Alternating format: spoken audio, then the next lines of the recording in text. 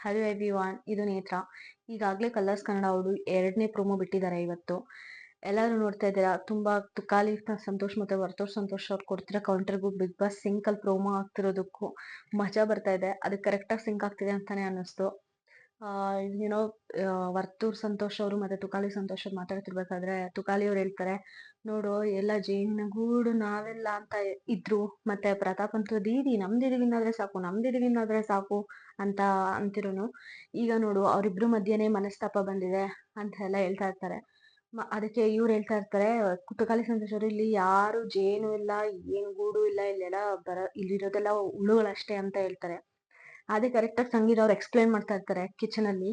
ಇವನು ಪ್ರತಾಪ್ ಹೋಗಿ ಮಲ್ಕೊಳ್ತಾನೆ, ಯಾಕಂದ್ರೆ ವಾಶ್ರೂಮ್ ಸೌಂಡ್ ಬರಲ್ಲ, ಬಟ್ಟೆ ಒಗ್ದಿದ್ ಸೌಂಡ್ ಬರಲ್ಲ, ಏನು ಬರಲ್ಲ, ನೀರ್ ಬಿಟ್ಟಿದ್ ಸೌಂಡ್ ಬರಲ್ಲ, ಏನು ಬರಲ್ಲ ಅಂತ ಅಂದಾಗ ಪ್ರತಾಪ್ ಒಂದ್ ಸ್ವಲ್ಪ ಬೇಜಾರಾಗುತ್ತೆ, ಕೋಪನೇ ಬರುತ್ತೆ. ದೀದಿ ನೀನ್ ಸ್ನಾನಕ್ಕಂತ ಹೋದ್ರೆ ಸ್ನಾನನೇ ಮಾಡ್ಕೊಂಡ್ ಬರ್ತೀನಿ ಅಂತ ಒಂದ್ಸಲ ಸಂಗೀತಾಗ ಹೇಳಿದ್ರೆ ಸಂಗೀತ ಇದ್ಬಿಟ್ಟು ಅರೆ ಜೋಕು ಕಣೋ ಅಂತಾರೆ.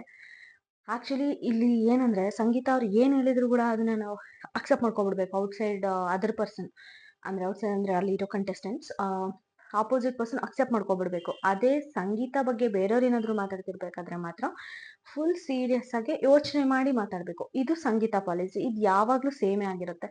ಇದು ನನ್ನ ಒಪಿನಿಯನ್. ನಿಮ್ಮ ಒಪಿನಿಯನ್ ಹೆಂಗೆ ಅನ್ನಿಸ್ತು ಅಂತ ನನಗೆ ಕಮೆಂಟ್ ಸೆಕ್ಷನ್ ಅಲ್ಲಿ ತಿಳಿಸಿ. ಓಕೆ, ಈ ವಿಡಿಯೋ ನಿಮ್ಗೆ ಇಷ್ಟ ಆದ್ರೆ ಲೈಕ್ ಮಾಡಿ, ಶೇರ್ ಮಾಡಿ, ಸಬ್ಸ್ಕ್ರೈಬ್ ಮಾಡಿ, ನೋಟಿಫಿಕೇಶನ್ ಐಕನ್ನ ಕ್ಲಿಕ್ ಮಾಡೋದು ಮಾತ್ರ ಮರ್ತೋಗ್ಬಿಡಿ. Thank you.